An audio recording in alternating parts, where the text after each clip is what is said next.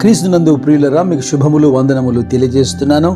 అనుదిన ధ్యానమునకు స్వాగతం. కీర్తన గ్రంథం 61వ అధ్యాయం. ఈ దినం మన ధ్యానాంశం. ఇది దావీదు కీర్తన, దేవుని భద్రతకు సంబంధించినటువంటి అంశాలు. బూది గంతముల నుండి నేను నీకు మొరపెడుతున్నాను, అయితే ఎక్కలేనంత కొండ నన్ను ఎక్కించుము అంటున్నాడు. ఇక్కడ దావీదు అనుభవం చూడండి.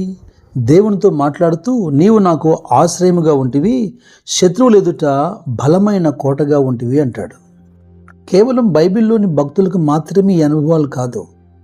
ఎవరైతే ఆయన వైపుగా పరిగెత్తుతారో, సామెతల గ్రంథం 18వ అధ్యాయంలో 10వ వచనం అంటుంది, యెహోవా అనే నామము బలమైన దుర్గమని. మరి అటు ఇటు పరిగెత్తకుండా నీతిమంతుడు ఏం చేయాలి? సరాసరిగా పరిగెత్తి ఈ బలమైన దుర్గములో సురక్షితంగా ఉండాలి. ఏదో నోటి సామెతగా కాదు, కానీ నిజముగా అంతరంగములో దేవునిపైన ఆధారపడి ఆ దేవుణ్ణి ఒక ఆశ్రయంగా, దుర్గంగా మలుచుకున్నప్పుడు ఇలాగున్న ధైర్యంగా మనం చెప్పగలం. మహోన్నతిని చాటును నివసించండి, సర్వశక్తిని నీడను ఆశ్రయించండి.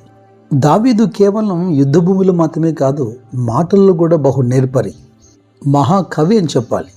దావీదు పెట్టినన్ని పేర్లు దేవునికి ఎవరూ పెట్టుండరేమో. 144వ కీర్తనలో అంటాడు, నాకు ఆశ్రయదుర్గమగు యెహోవా సన్నతింపబడును గాక. ఆయన నా చేతులకు యుద్ధమును, నా వేళ్లకు పోరాటం నేర్పువాడై ఉన్నాడు. ఆయన నాకు కృపానిధి, నా కోట, నా దుర్గము, నా ఖేడము, నేను ఆశ్రయించువాడు ఆయనే. మంచిది. అయితే ఈ అధ్యాయంలో ఆశ్చర్యకరమైనటువంటి కొన్ని మాటలు చదువుతాను. మొదటిగా 4వ వచనం చూడండి. యుగ యుగములు నేను నీ గుడారములో నివసించేదను. జాగ్రత్తగా వింటున్నారా? యుగ యుగములు నేను నీ గుడారములో నివసించేదను. ఇక 6వ వచనం చూస్తే, రాజునకు దీర్ఘాయు కలగజేయుదు గాక, అతని సంవత్సరములు తరతరములు ఉండాలట. ఇక 7వ వచనంలో, దేవుని సన్నిధిని అతడు నిరంతరము నివసించును గాక.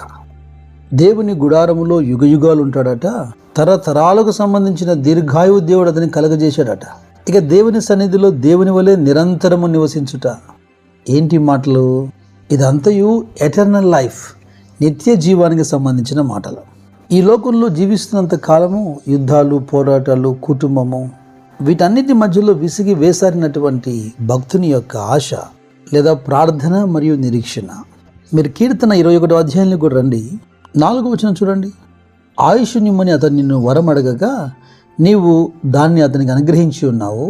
సదాకాలం నిలుచు దీర్ఘాయు నీవు దయచేసి ఉన్నావు. దావీదు సదాకాలం నిలిచాడా? అపోస్తుల కార్యములు 13వ అధ్యాయం 36, 37 వచనాలు ఏమంటున్నాయి? దావీదు దేవుని సంకల్పము చొప్పున తన తరము వారికి సేవ చేసి నిద్రించి తన పితరుల ఎద్దుకు చేర్చబడి కుళ్ళిపోయిన, కానీ దేవుడు లేపిన వాడు కుళ్ళు పట్టలేదు. ఇక్కడ మనకు కనబడుతున్నటువంటి శాశ్వత జీవం అపోస్తలుడైన పౌలు రోమీయులతో మాట్లాడుతున్నప్పుడు 6వ అధ్యాయంలో 23వ వచనం అంటాడు, ఏలయనగా పాపం వల్ల వచ్చు జీతం మరణం, అయితే దేవుని కృపావరం మన ప్రభు అయిన యేసుక్రీస్తునందు నిత్య జీవము. ఆ శాశ్వత జీవమే ఈ నిత్య జీవం. ఆదికాండం 2వ అధ్యాయము 17వ వచనంలో, అయితే మంచి చెడ్డల తెలివినిచ్చు వృక్ష ఫలములు తినకూడదు, నీవు వాటిని తినదినమున నిశ్చయముగా చచ్చెదవని నరునికి దేవుడు ఆజ్ఞాపించాడు. మొదటి మనిషి, అదే నరుడు, ఇక్కడ చచ్చాడు. అందుకే యేసు ఈ లోకానికి వచ్చాడు. ఆ ఆజ్ఞాతిక్రమమైనటువంటి పాపము ద్వారా కలిగిన మరణం. అయితే ఇప్పుడు క్రీస్తు యేసులో మనకు దొరుకుతున్నటువంటి ఆ కృపవరం ఏంటి? అది నిత్య జీవం.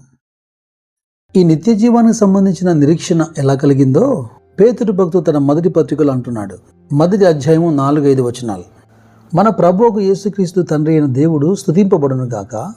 మృతుల్లో నుండి యేసుక్రీస్తు తిరిగి లేచుట వలన జీవముతో కూడిన నిరీక్షణ మనకు కలుగునట్లు, అనగా అక్షయమైనదియు నిర్మలమైనదియు వాడబారనిది అయినటువంటి స్వాస్థ్యం మనకు కలుగునట్లు ఆయన తన విశేష కనికరం చొప్పున మనలను మరలా జన్మింపచేసాను. ఈ నిత్యజీవం ఇచ్చేదానికి యేసు మరణించి తిరిగి లేచాడు. ఆ నిత్యజీవం పొందేదానికి మనం తిరిగి జన్మించబద్దులమై ఉన్నాం. యేసుక్రీస్తు మనకిచ్చిన ఈ నిత్యజీవాన్ని మనం అనుభవించేదానికి సత్క్రియలను ఓపికగా చేయాలని, మహిమను, ఘనతను, అక్షయతను వెతకాలని పౌలు రోమీయులతో 2వ అధ్యాయంలో చెబుతున్నాడు. ఇప్పుడు దావీదు పొందిన ఆ కృపావరం మీకు అర్థమైందా?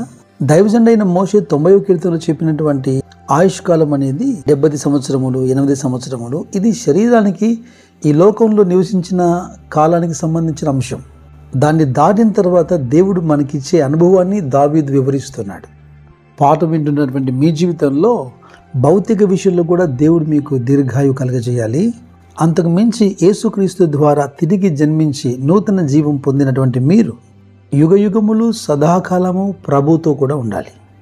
ఆయన యందు భయభక్తులు గల వారికి దేవుడు ఇటు స్వాస్థ్యము అనుగ్రహించును గాక.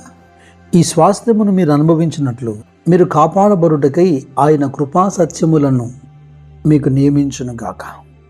ప్రభు అయిన యేసుక్రీస్తు యొక్క కృప, దేవుని యొక్క ప్రేమ, పరిశుద్ధాత్మ సహవాసము మీ అందరికీ తోడైనను గాక. God bless you. God bless you.